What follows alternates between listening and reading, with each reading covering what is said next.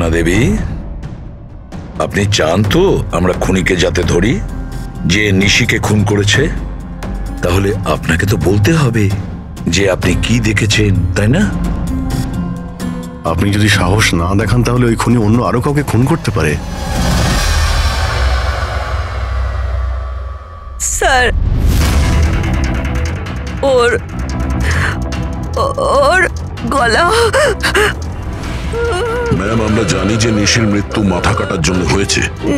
না, আমি নিশার গলার কথা বলছি না। আমি আমি ওই খুনির গলার কথা বলছি। ও গলা কাটা খুনি ছিল, ওর ওর গলা ছিল না। কি গলা কাটা খুনি?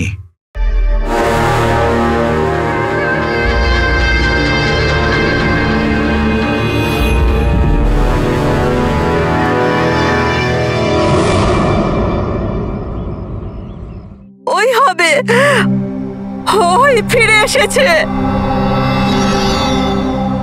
আপনি কার কথা বলছেন সুপর্ণা দেবী? কে ফিরে এসেছে? অজিত।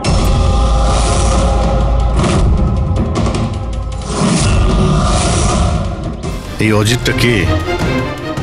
12 বছর আগে আমাদের পাড়াতেই থাকতো, আর আর বাচ্চাদের তুলে নিয়ে চলে যেত।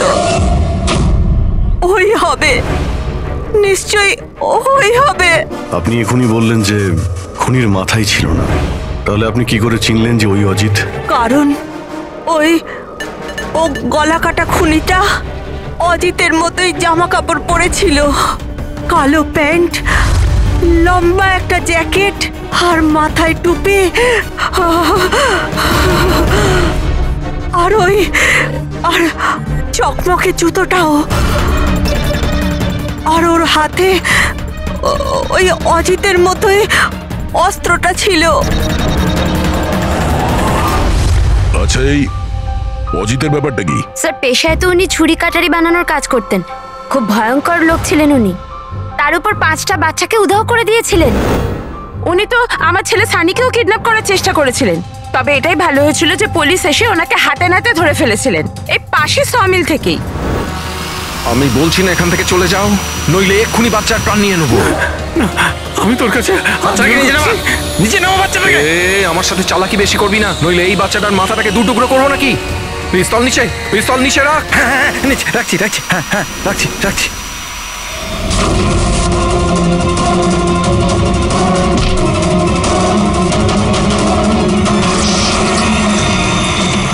স্যার, আমার তো কিছু মনেও নেই যে ছোটবেলায় আমার সাথে এরকম কিছু হয়েছিল। তো দিদা, তুমি এটা বলছো যে 12 বছর আগে যে লোকটা মরে গিয়েছিল ওই গলা কাটা লোকটা ফিরে এসেছে? যা তা।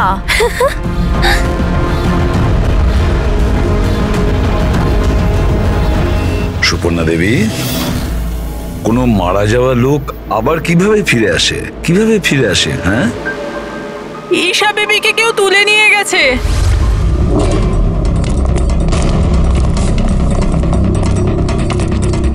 কি হচ্ছে? ঈশা বেবিকে কেউ তুলে নিয়ে গেছে। হোয়াট? তুলে নিয়ে গেছে? কে তুলে নিয়ে গেছে? মাথা কাটা লোকটা। গলা কাটা লোক?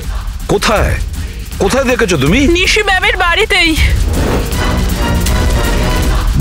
অভিজিৎ, গিয়ে দেখো তো।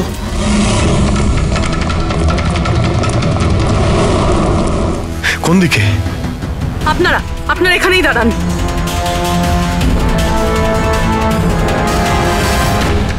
কোথায়? স্যার, এখানে, এই ঘরটায়। চলুন দেখান।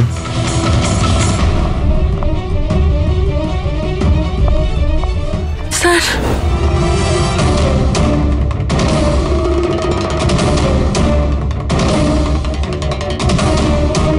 আচ্ছা, আপনি ছাড়া এখানে আর কে ছিল? স্যার, কেউ ছিল না। কেন, এই বাচ্চাটার বাবা নিশার হাজবেন্ড? স্যার তো আমেরিকাতে কাজ করে।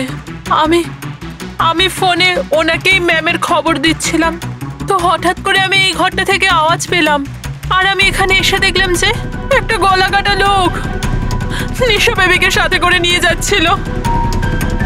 তুমি ওকে বাধা দেওয়ার চেষ্টা করোনি? স্যার আমি খুব ভয় পেয়েছিলাম। গলা কাটা লোকটাকে দেখে তো আমি আমার জায়গা থেকে নড়তেই পারিনি। আরে আরে মোহিনী, তুমি কোথায় যাচ্ছ?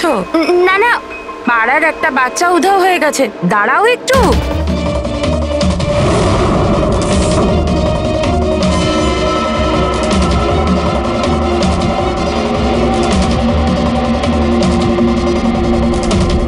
ঈশাকে খুঁজে বার করবো আমরা। হ্যাঁ অভিজিৎ, জুতোর ছাপ হয়তো খুনিরই হবে। স্যার, হ্যাঁ পূরবী, স্যার এই লেদারের টুকরোটা পেলাম পিছনের দরজা থেকে।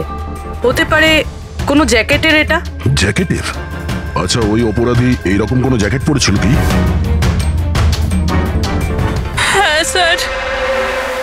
স্যার আপনি প্লিজ ঈশা বেবিকে যে কোনো ভাবে বাঁচিয়ে দিন। ভয় পাবেন না, আমরা চেষ্টা করে দেখছি।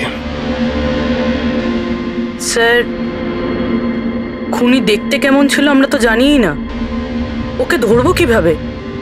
কিন্তু এই সুবর্ণা ম্যাডাম বলছিল যে ওই মাথা কাটা লোকটা অজিত। একটা কাজ করি, 12 বছর আগে অজিতের কেসটা যে ইন্সপেক্টর হ্যান্ডেল করছিল, ওনাকে বিউরোতে ডাকলেই সব জানতে পারা যাবে।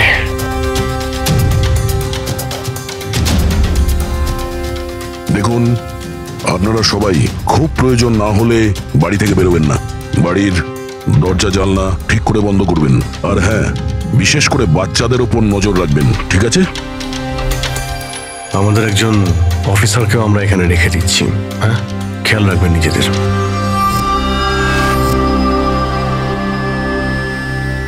আচ্ছা, এটা কি দাদাগিরি হচ্ছে সিআইডির? বাড়িতে থাকবে, একটা মার্ডার কি হয়ে গেছে, আমরা কারফিউ লাগে বাড়িতে বসে থাকবো? কোনো দরকার নেই বাড়িতে বসে থাকার। আজকে আমার বার্থডে, আজকে আমরা পার্টি করব। হ্যাঁ দেখো বাবা, সিআইডি যেটা বলে গেছে আমাদের ভালোর জন্য বলে গেছে, আমাদের ওদের কথা শোনা দরকার। তো আপনি শুনুন না, আমাদেরকে শেখাবেন না কি করতে হবে। না ম্যাক, আমার মনে হয় কমল আঙ্কেল না একদম ঠিক বলছে, আমাদের ওনার কথা মানা উচিত। আরে কমলা আঙ্কেলের চামচা কি ঠিক বলছিল যে মৃত অজিত ফিরে এসেছে আর আমরা তার জন্য বাড়িতে বসে থাকবো? কিন্তু শোন, তুই বার্থডে পার্টিতে যেতে চাস তো তুই না তোর মাথা বেশি চালাস না, যেরকম আমরা বলছি সেরকম চুপচাপ করতে থাক। কিন্তু মা বাবা, আরে ওদের কি আছে, ওদেরকে তো আমরা রাজি করিয়ে নেবো।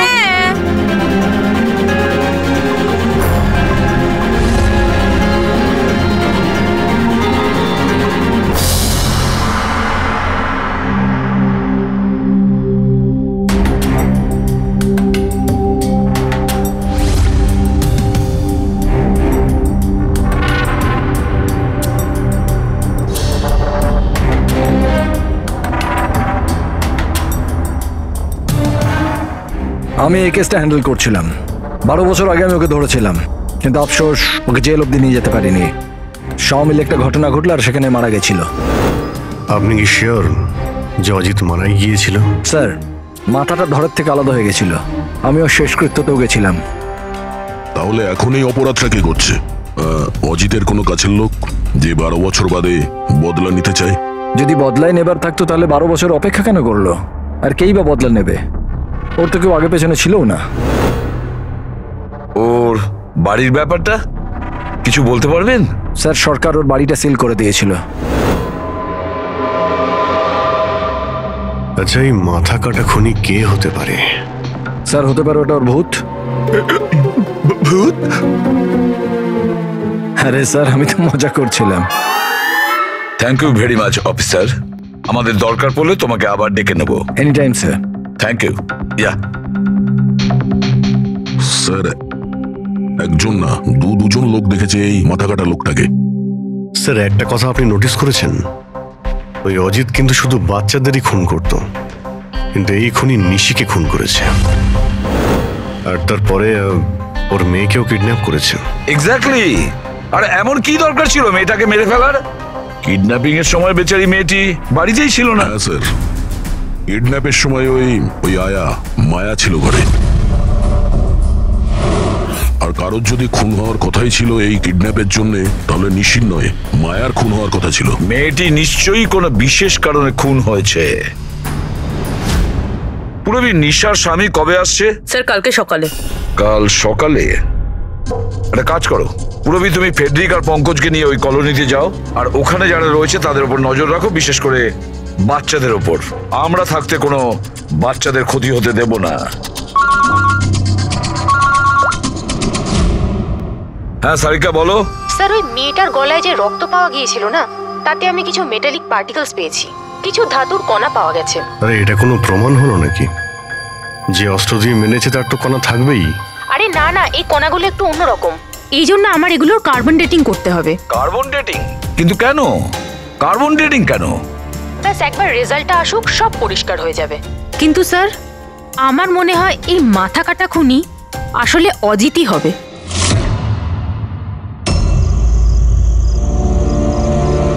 এই টিনা আর সঞ্চিতা কোথায়? হ্যাঁ রে, একদম ভালো লাগছে না। আরে এসে গেছে দেখ। ভাই, টিনা তো বললো আসবে না, ও বললো যে ও ভয় পাচ্ছে। ছাড় ওকে। আরে গাইস, ভয় পাওয়ার কোনো দরকার নেই, ভয় পেও না। চলো আমরা বার্থডে পার্টি এনজয় করি, তাড়াতাড়ি চলো। কিন্তু মা বাবা যদি জানতে পারে তাহলে? আরে বাবা, আরে মা বাবা জানতেই পারবে না। কিন্তু ভাই, আরো একবার ভাবতে পারতিস, আমাদের কিছু হয়ে গেলে তো। আরে কিছুই হবে না, এর আগে কেউ জানতে পেরে যাক, আমরা এখান থেকে পালাই। চল চল। দাঁড়াও,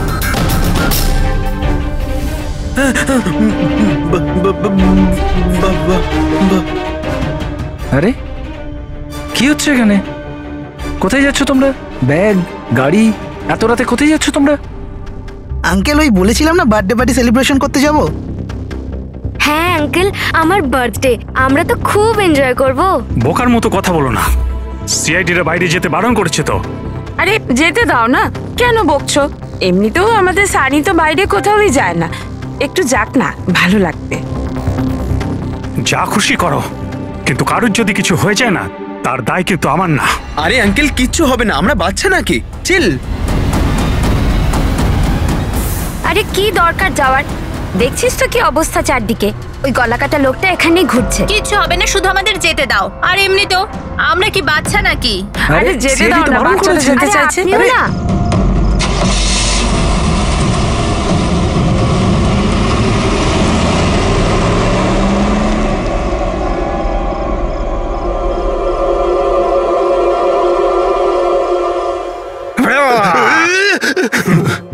আরে ভাই, আমাকে কেন ভয় দেখাচ্ছিস? হ্যাঁ বলছি শোন, সাবধানে থাকবি। ওই কলাকাটা লোকটা আশেপাশেই কোথাও থাকতে পারে, এটাই তো ওনার বাড়ি। আরে এখানে কেন দাঁড়িয়ে আছেন, চলুন তাহলে।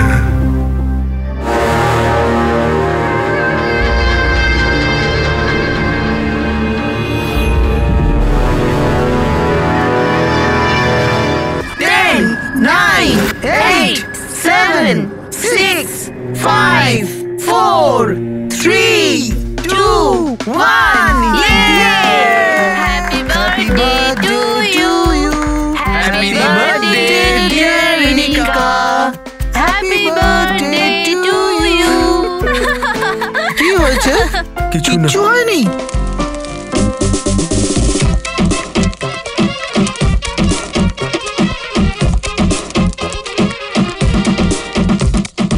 আরে তোর দ্বারা হবে না, চল যা ভেতরে গিয়ে নাচ, চল যা যা।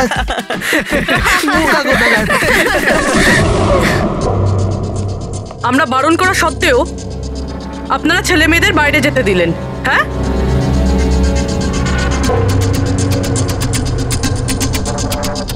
স্যার, স্যার এখানে একটা প্রবলেম হয়েছে।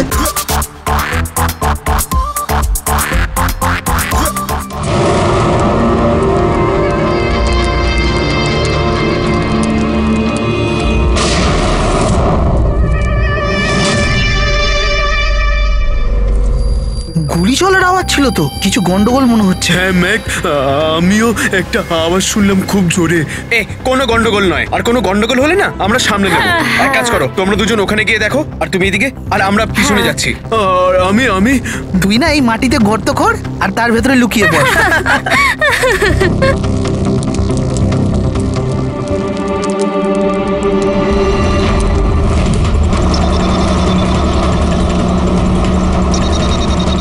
স্যার, এদেরকে তো ফোনেই পাচ্ছি না। না পঙ্কজ, জঙ্গলে নেটওয়ার্ক পাওয়া যায় না। ওদের ওখানে যাওয়াই উচিত হয়নি। যেই হোক, খুনি ওখানে পৌঁছানোর আগে আমাদের ওখানে পৌঁছতে হবে।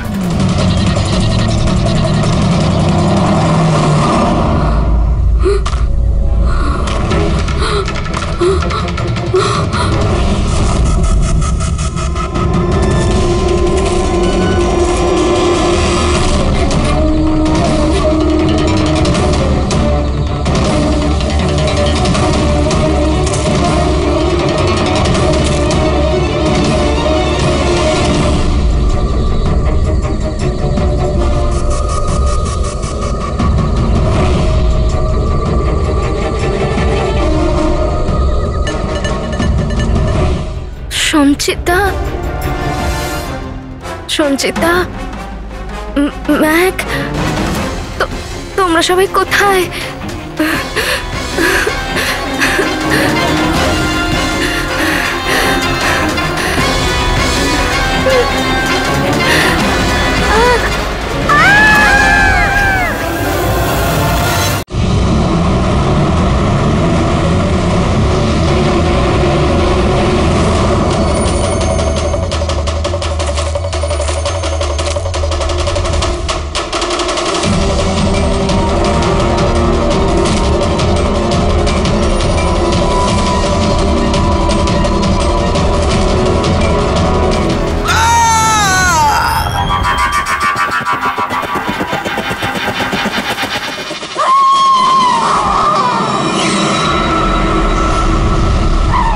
মনে হচ্ছে খুনি পৌঁছে গেছে।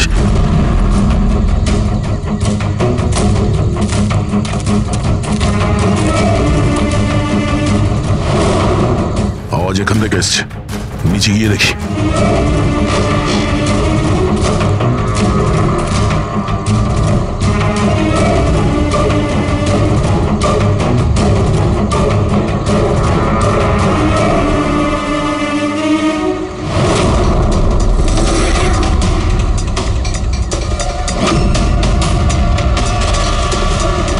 স্যার তো মাথা নেই স্যার।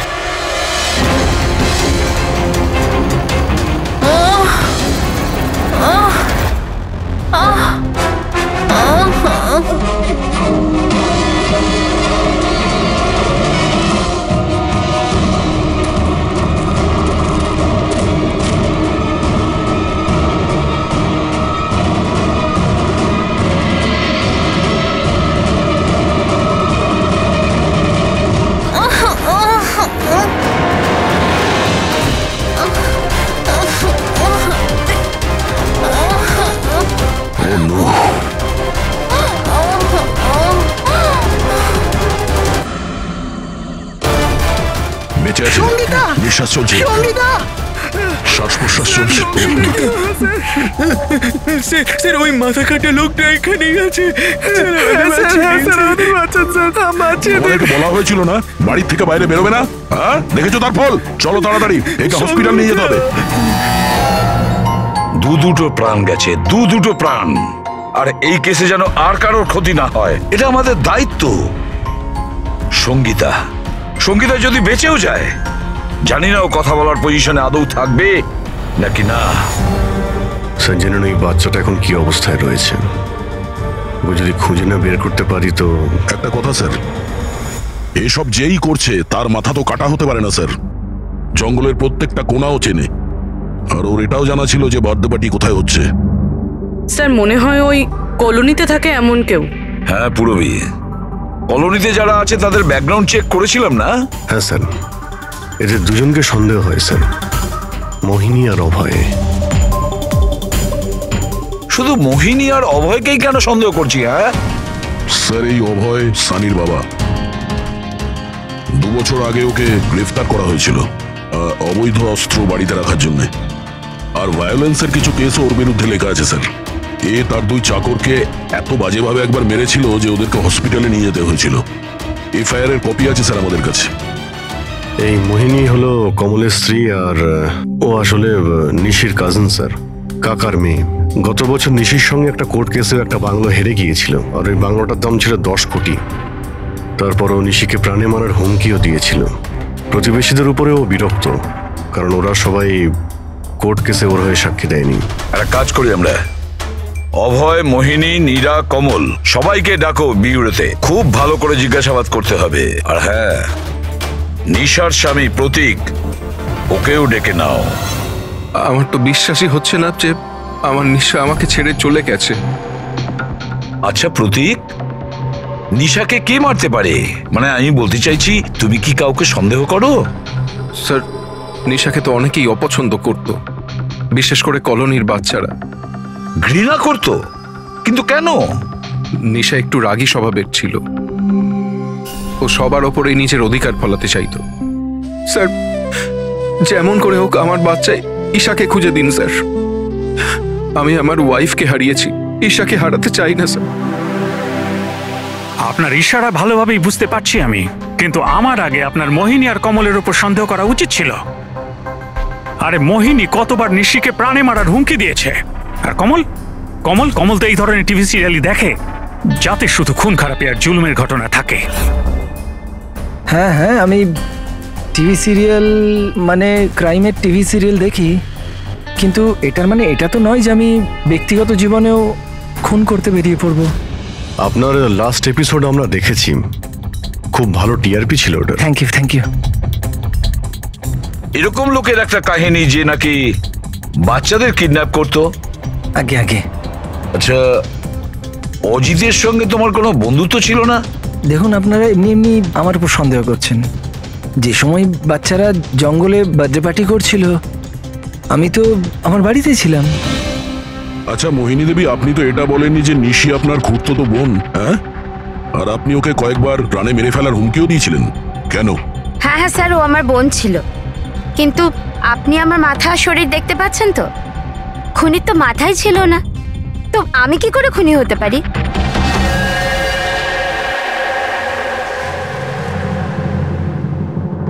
এই অভয়, মোহিনী, নীরা, কমল, খুনি তো এই চারজনের মধ্যে যে কেউ হতে পারে। কলোনির সব লোককে বলে দাও, ওরা যেন বাড়ির থেকে না বেরোয় যতক্ষণ না এই গলা কাটা খুনি ধরা পড়ে। এখন তো একটা চিন্তা ঢুকে গেল বেচারি ওই ঈশার ব্যাপারে, ওই বাচ্চাটার যেন কিছু না হয়। আর এত ছোট বাচ্চা যে নিজে নিজেকে বাঁচাতেও পারবে না। এক মিনিট, কি বললে তুমি দয়া? এটাই যে বাচ্চা এত ছোট যে নিজের আত্মরক্ষা করতে পারবে না। ইয়েস, আগে কেন ভাবিনি আমি? কি স্যার? ওই রুমটা যেখান থেকে ঈশাকে কিডন্যাপ করা হয়েছিল, ওই রুমে সমস্ত জিনিস ছড়ানো ছিটানো পড়েছিল। এটা তখনই হয় যখন দুজনের মধ্যে মারামারি হয়। ওই মায়া বলছিল যে ওর সঙ্গে কোনো হাতাহাতি হয়নি। গলা কাটা লোকটাকে দেখে তো আমি আমার জায়গা থেকে নড়তেই পারিনি। এক্স্যাক্টলি। আর তাছাড়া মারামারি আর জিনিসপত্র ছড়ানো ছোট বাচ্চাদের কাজ নয়।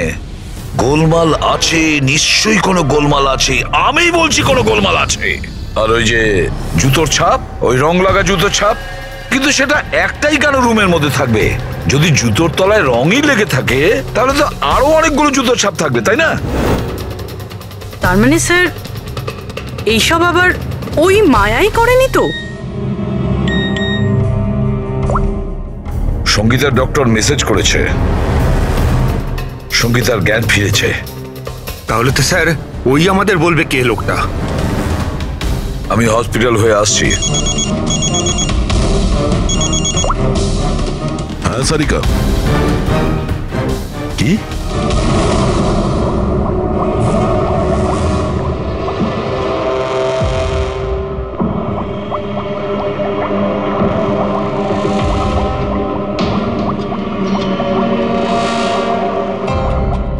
কি ডক্টর সারিকা, আপনিও কি বলছিলেন? এই সব খুন অজিত করছিল? যে যে মারা গেছে সে খুন করবে কি করে? এই কথাগুলো আমি বলছি না, নিশা আর বাদবাকিদের গলায় যে রক্ত পাওয়া গেছে না, সেই রক্তগুলোই এটা বলছে। আর ওর রক্তে যে মেটাল পার্টিকলস পাওয়া গেছে তার কার্বন ডেটিং করার কথা ছিল। হ্যাঁ করিয়েছি তো আমি সেটা। আর তোমরা জানো কি রেজাল্ট এসেছে? এসো দেখাচ্ছি। এখন তোমরা জানোই যে আমরা কার্বন ডেটিং এর ব্যবহার তখনই করি যখন কোনো জিনিসের এক্স্যাক্ট বয়স জানার হয়। হ্যাঁ, আর নিশার খুন যে অস্ত্র দিয়ে করা হয়েছে সেটা কমপক্ষে 10 থেকে 12 বছরের পুরনো। কি এত পুরনো? হ্যাঁ, তাই তো আমরা রক্তের মধ্যে আয়রন আর রাস্টেড পার্টিকেলস পেয়েছি। আর সব থেকে আশ্চর্যের ব্যাপার হলো এটাই যে দ্বিতীয় যে রক্তটা পাওয়া গেছে না নিশার গলা থেকে, ওটা একটা মানুষের নয়, 12 জন আলাদা আলাদা মানুষের। 12 জন আলাদা আলাদা লোকের রক্ত? এই যে 12 জনের আলাদা আলাদা স্যাম্পল আর 12টা আলাদা আলাদা ডিএনএ। তার মানে খুনি খুন করার পরে এত বছর ধরে অস্ত্র পরিষ্কারই করেনি? মাথা কাটা নয়, মাথা খারাপ খুনিয়ে। কিন্তু এটা বুঝতে পারলাম না যে তুমি অজিতের নাম কেন নিলে। কারণ নিশার রুমে যে জুতোর দাগ পাওয়া গেছে ওটাতে এমন কিছু মাইক্রোবস পাওয়া গেছে যেটা এমন কোনো জায়গা থেকে এসেছে যেটা বছরের পর বছর বন্ধ। আর যে জ্যাকেটের পিসটা আমরা পেয়েছি সেটা বছরের পর বছর রোদ পায়নি। তাহলে এরকম জায়গা কোথায় হতে পারে যেটা অনেক বছর বন্ধ? অজিতের বাড়ি।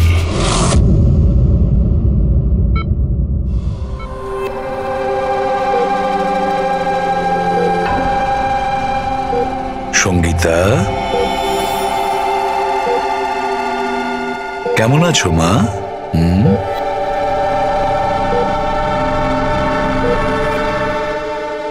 এসিপি স্যার, আপনাদের সিআইডিদের সাহায্য আমি সারা জীবন ভুলতে পারবো না।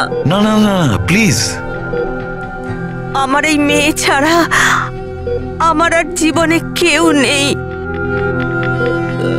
সুপর্ণা দেবী, দেখুন,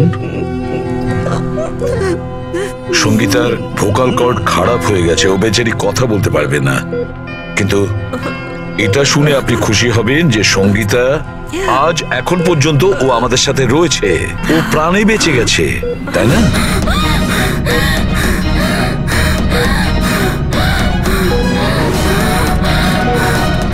সঙ্গীতা,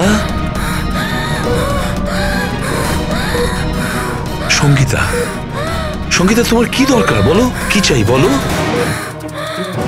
কি? দেখো সঙ্গীতা, এখানে ওষুধ আছে, মোবাইল আছে। তোমার মোবাইল দরকার? এ না, নাও ধরো। ওকে, অন করো। ঠিক আছে, ঠিক আছে। যার মাথা কাটা গেছে সে কিভাবে কথা বলছে? মাই গড। সুপর্ণা দেবী, হ্যাঁ, অজিতের হাইট কত ছিল আপনি কি বলতে পারবেন? ওর উচ্চতা? প্রায় 5.5 ফিট। 5.5 ফিট?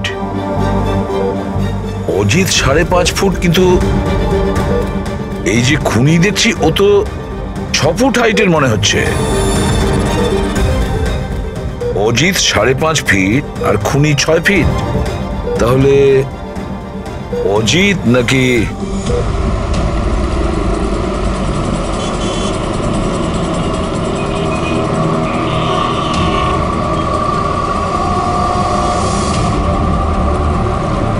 গল্পটা এরকম উল্টে গেল কি করে? এই মোহিনী তো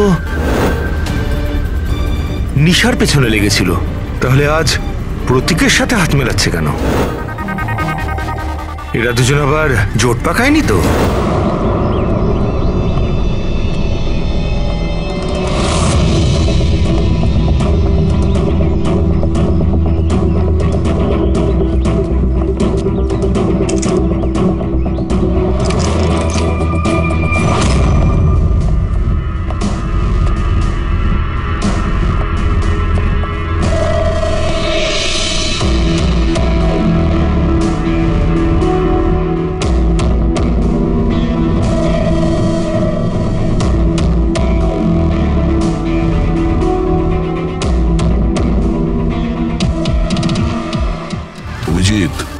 গত 12 বছর ধরে তো এই ঘরটা বন্ধই আছে, কিন্তু মনে হচ্ছে এখনো এখানে কেউ যাওয়া আসা করে।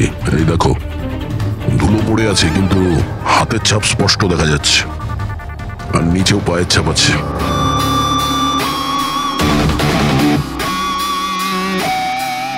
খুনি এই চেয়ারেও বসে।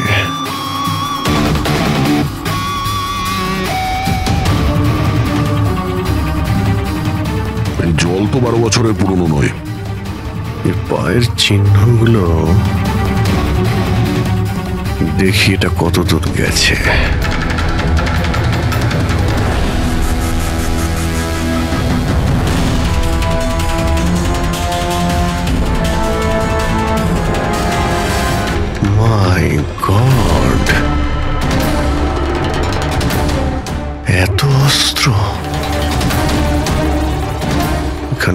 থাকা রক্ত।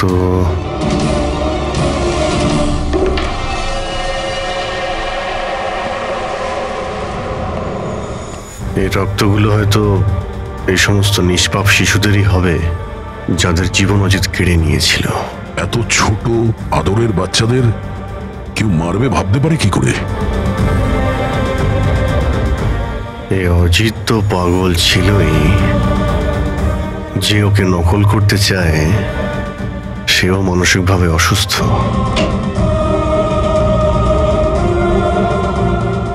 অভিজিৎ, এই দেখো, এটা ওই নীল রঙের ছাপের জুতো,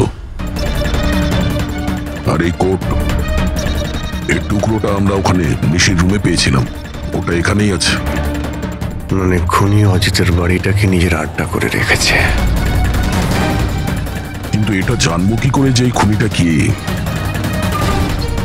মনে আছে ডক্টর সারিকা কি বলল? নিশার নার্সারিতে যে জুতোর দাগ পাওয়া গেছে না, সেখানে এমন কিছু মাইক্রোস পাওয়া গেছে যেগুলো এমন কোনো জায়গা থেকে এসেছে যে জায়গাটা অনেক বছর বন্ধ। যদি খুনির জুতোতে মাইক্রোওয়েভস থাকে বন্ধ জায়গার, তাহলে শরীরেও থাকবে।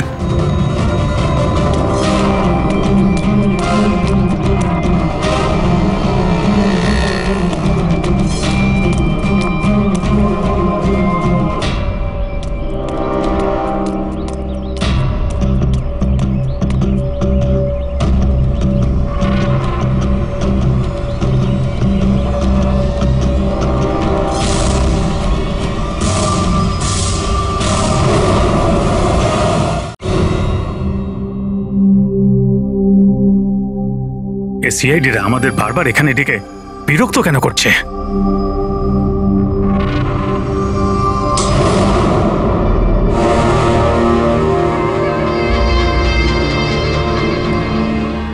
আরে অজিত, অজিত এখানে কেন আসছে? এখানে মনে হচ্ছে আরে এ তো আমাদের মেরে দেবে। আরে কেউ বাঁচাও, কেউ আছে নাকি? কেউ বাঁচাও। আরে অজিত এখানে কি করে? আরে আরে ভয় লাগছে তো।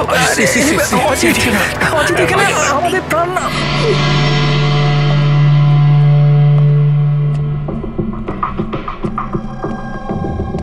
কি ভেবেছিলে তোমরা যে আমরা তোমাদের বিরক্ত করার জন্য ডেকেছি? না না, আমরা তোমাদের এই কারণে ডেকেছি, সেটা দেখানোর জন্য গলা কাটা মাথাহীন খুনি, মাথা কাটা নয়, ওর মাথাটাই খারাপ। এসবই এই ড্রেসের জন্যই হচ্ছে। এই এটাকে পড়লেই মাথা উধাও। ঠিক আছে স্যার, এটা তো বোঝা গেল যে খুনি এটা পরে খুন করত, কিন্তু আসল খুনি কে? খুনি তুমিও হতে পারো। তুমি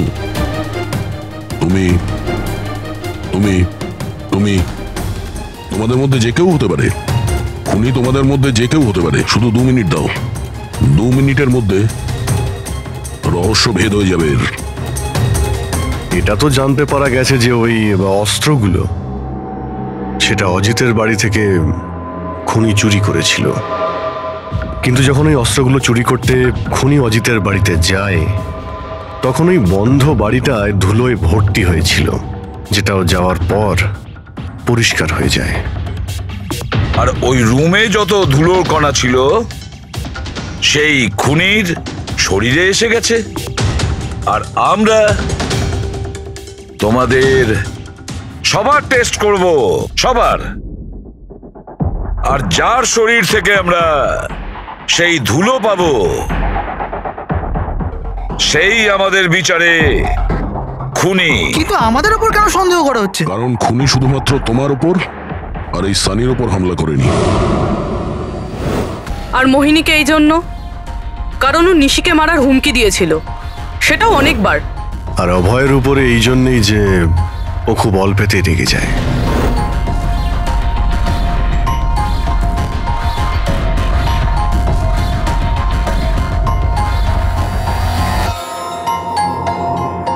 স্যার, আমাকে কেন সন্দেহ করছেন? সেটা এই কারণে প্রতীক বাবু যে আপনার সাথে আপনার স্ত্রীর শত্রুর হাত মেলাতে আমাদের অফিসার দেখে ফেলেছে।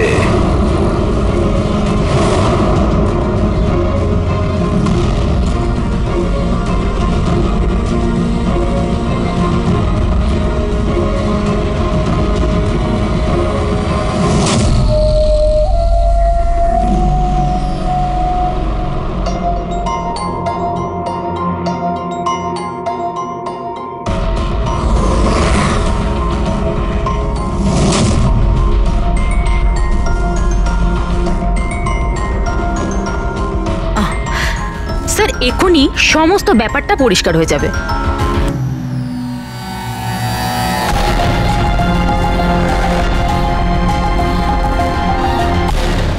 রেজাল্ট কি হলো?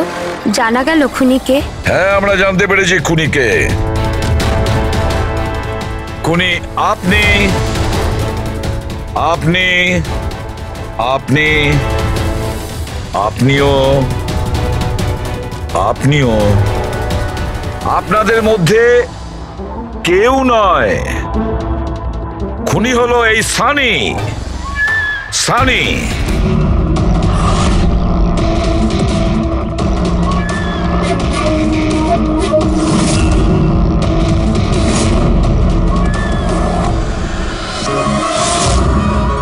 হ্যাঁ, আমি গিয়েছিলাম অজিতের বাড়িতে।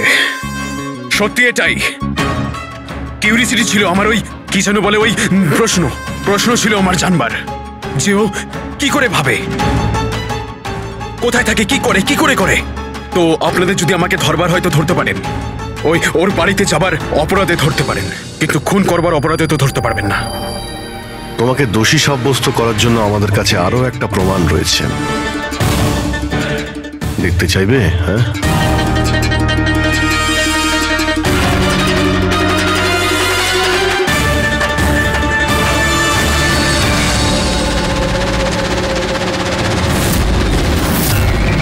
এটা তো ঈশা। সানি, কেন করেছিস তুই এসব? কেউ কেন করে? কিছু তো দরকারই হয়, প্রয়োজনীয়। চুপ! খুন কারোর করার দরকার ছিল না। এইরকম ভাবনা শুধু বিকৃত মস্তিষ্কেই আসে। এসিপি স্যার, আপনি সিআইডির অনেক বড় বাহাদুর অফিসার। দেশের বাচ্চা আপনার বাহাদুরির গল্প শোনে, সবাই চেনে আপনাকে।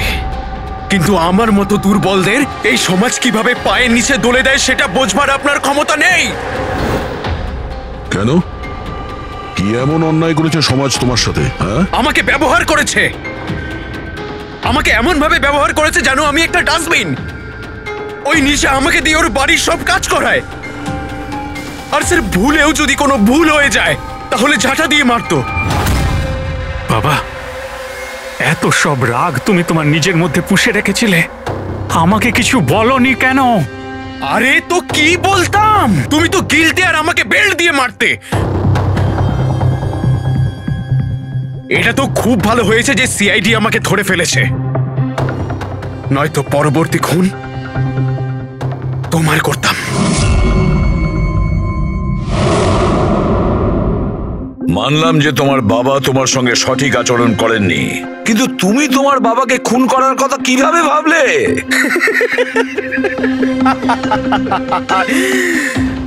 আপনিও তো আপনার ছেলেকে মেরেছিলেন।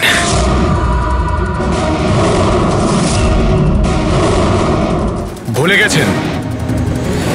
কি বাজে কথা বলছো তুমি? উনি খুন করেননি, দেশের স্বার্থে উনি ডিউটি করেছিলেন। দুটোর মধ্যে পার্থক্য আছে। তো আমিও আমার মনের কর্তব্য পালন করছিলাম। ভালোবাসতাম আমি রিনিকাকে, কিন্তু ও কি করলো? সব বন্ধুদের সামনে মজা করলো আমাকে নিয়ে।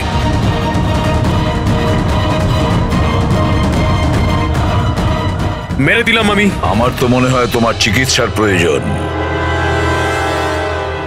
নিয়ে যাও একে। চল।